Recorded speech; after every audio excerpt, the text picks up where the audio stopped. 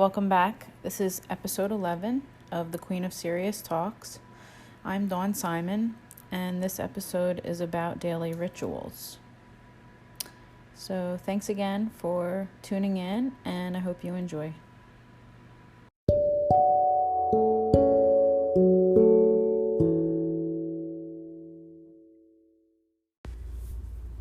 Let's talk about the idea of rituals.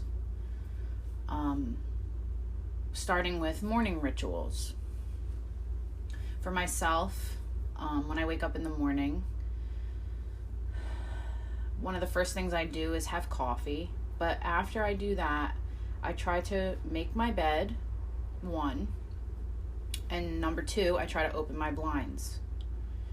And this has a bigger impact than you would think on your day. I read somewhere that little things like this can kind of put you on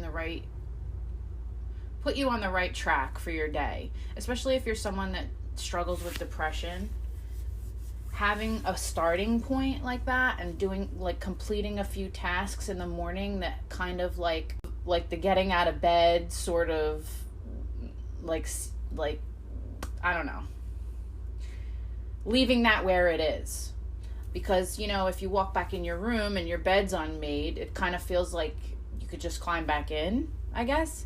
But something about making your bed and letting the light in, it does a lot more for you. Completing something small like that with a great amount of detail, it gives you a sense of pride.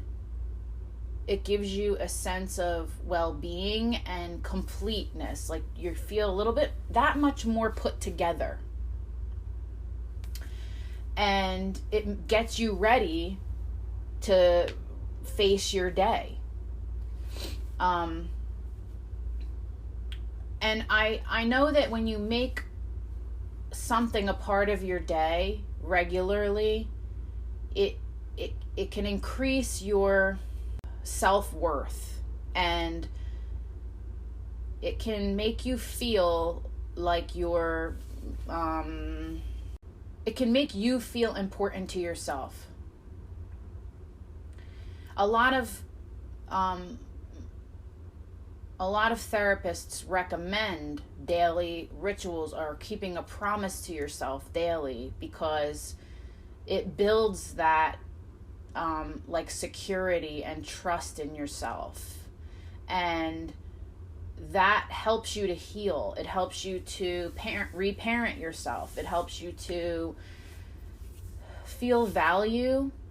It can be small things too. You kind of have to start out with small things, because if you give yourself too high of an expectation and then you're not able to always, complete that daily promise or daily task or daily ritual, if you don't get to it, then you can, kind of be disappointed in yourself, and that can lead down a different road that you probably don't want to go down. It's kind of like the opposite of the purpose of this exercise. So if it's something small, like I'm saying, making your bed and opening your blinds, that doesn't take a lot of time out of my day. Even if I'm running late, I can do one of them or both of them.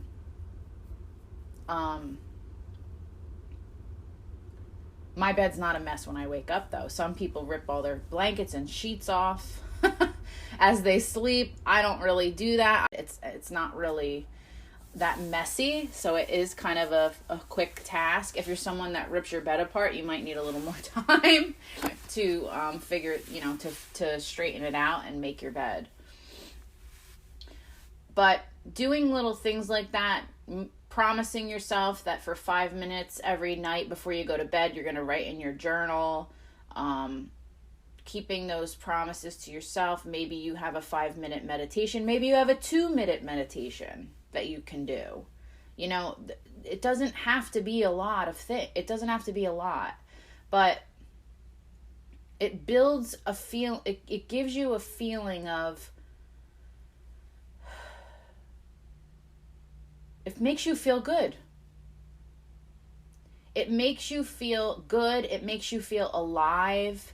it makes you feel like you have your shit together, kind of. I mean, when you walk into your room and your bed's made and your blinds are open, you're like, oh yeah, I have my shit together. But if you walk in there and, you know, it's a mess and your bed's a wreck and your blinds are drawn, it's kind of just like, ugh.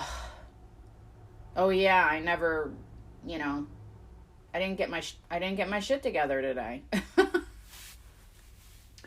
So little rituals and little things, you know, maybe you sit with a, you know, when you have your coffee in the morning, you sit in your favorite chair with your favorite blanket over you, and you just spend 5 or 10 minutes there in the quiet looking out the window at the birds, you know, or, you know, maybe you buy flowers every time you're at the supermarket, and you buy yourself a bunch of flowers and you put them in little tiny vases all around your house. Put a couple flowers in each room. And maybe that's what you do for yourself. I feel like those types of things are grounding, and they bring you like a sense of connection. Another ritual could be cooking food for yourself. You know, you can take a lot of care in making yourself a healthy meal. Looking at your food when you're about to eat it and being grateful for it. You can even thank your food. I've heard of people doing that, and thanking it for it nourishing you, thanking for it giving you life, and then proceeding to not look at your phone or not read while you eat. You just literally pay attention. It's meditative to pay attention to things as you're doing them. Think about each bite. Chew your food slowly. Think about the texture. Think about the flavor. Think about the energy that it's giving you. And just take time in those small things. I mean, I think these things also build gratitude, which goes a long way. You know, gratitude is like, it answers a lot of life's problems.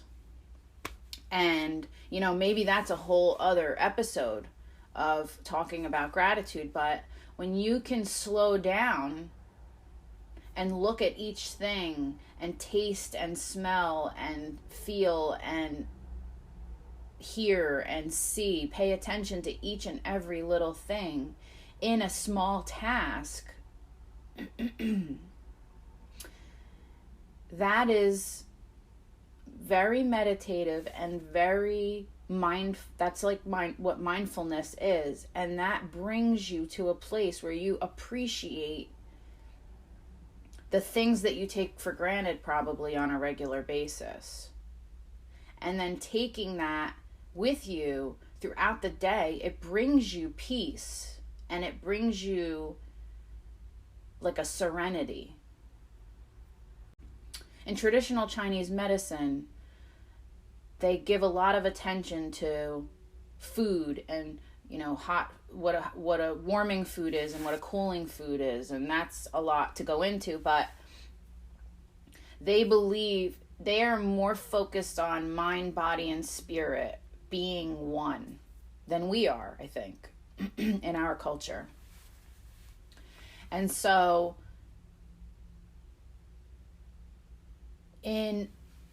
here in the West, we kind of separate them, and we kind of feel like we look at physical medicine and we kind of like put it in its own category.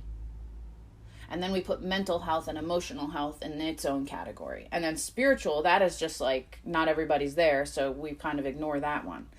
But your body is connected. All of those, you're all in one. So when you do things like this, they affect you on every level. And when you're eating food, the food is appreciating the food and thinking about where it came from and thanking the food for giving you nutrients and developing kind of like a little bit of a relationship with it can bring you that appreciation that kind of ties everything together, and it brings and the ritual of it brings a wholeness of like mind, body, and spirit. And the things that you eat can affect different parts of your chi, your energy, your life energy, and they do different things for you. And sometimes you need more of something, that more of one thing than you do another. There's nourishment in that careful ritual of the meal.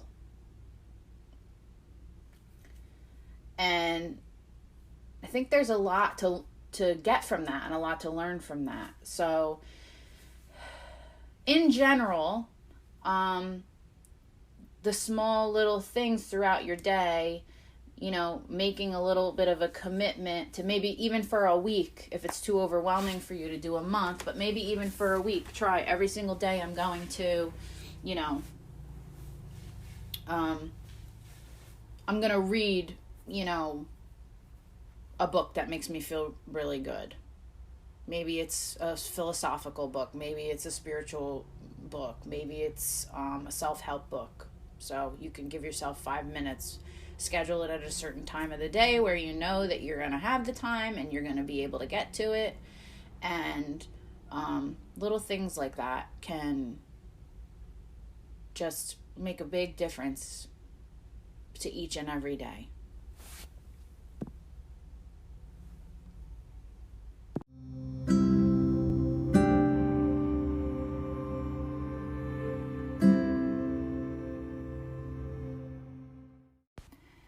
Thank you for listening to the Queen of Serious Talks.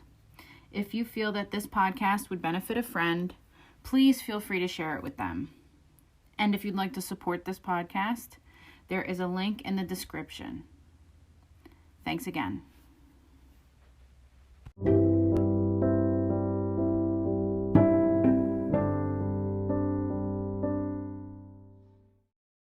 The content provided on this podcast is for informational and educational purposes only, and solely as a self-help tool for your own use.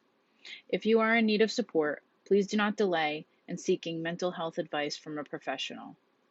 I am not a mental health practitioner. I am simply sharing my own personal experiences here on this podcast.